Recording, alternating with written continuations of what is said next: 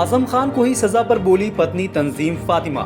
नाइंसाफी की चरम सीमा हुई पार। चंद झूठे गवाहों के बयान पर आजम खान को दी गई सजा। आखिरी सांस तक लड़ेंगे। Bureau report, Rampur. जेल में थी, सब चुनाव सारे मेरे पीछे ही हुए हैं।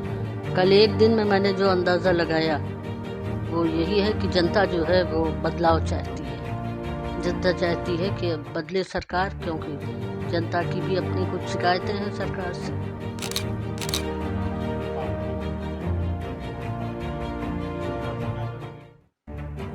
देखिए, जिस तरह से प्रतिक्रिया लोग दे रहे हैं उससे तो नहीं लगता कि भाजपा की सरकार बनेगी।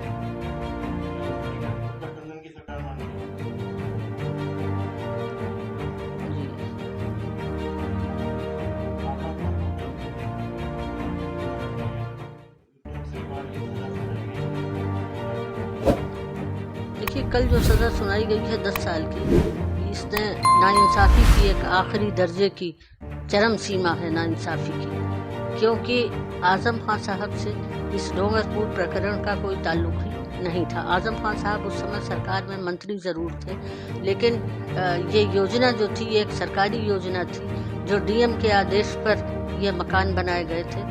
एडीएम का भी उसमें आदेश था और सारे पेपर्स जो हैं वो लगे हुए थे कोर्ट के जो फाइल थी, और डूडा के जितने भी अधिकारी थे वो सब भी इसमें शामिल थे।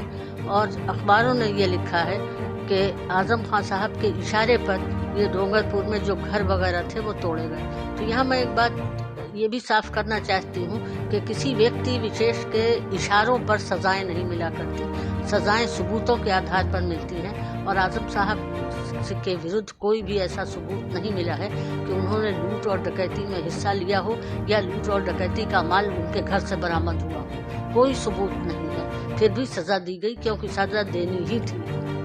एक तरफ तो आप गवाहों, आज़म खान साहब का नाम FIR में नहीं था, सिर्फ गवाहों के आधार पर उन्हें सजा दी गई। तो एक तरफ तो आपने डोंगरपुर प्रकरण में गवाहों को इतना महत्व दिया कि आपने उनके बयानों के आधार पर सजा दे दी। दूसरी तरफ जन्म प्रमाण पत्र वाले मामले में हमने सारे गवाह प्रस्तुत कर दिए, सारे ये यहाँ तक कि किंग जॉर्ज मेडिकल कॉलेज की पूरा रिकॉर्ड दे दिया, वहाँ से मिला हुआ डिस्चार्ज सर्टिफिकेट दे दिया जिसमें अब्दुल्ला आज़म का जन्म, तिथि, वक्त, अब्दुल्ला आज़म का वेट, हर चीज़ लिखी हुई थी, ओरिजिनल जमा कर दिए। और उसके बाद भी जो उनका जो वीडियो एविडेंस था वो भी कोर्ट में दिखा दिया कि 1990 में अब्दुल्ला मेरी गोद में है, लेकिन किसी भी गवाही को नहीं माना गया। तो ये सजाओं में ये दोहरा मापदंड कैसे है? एक तरफ तो गवाहों को इतनी इम्पोर्टेंस दी जाती है कि 10 साल की सजा दे दी जाती है, दूसरी तरफ आप इतनी मजबूत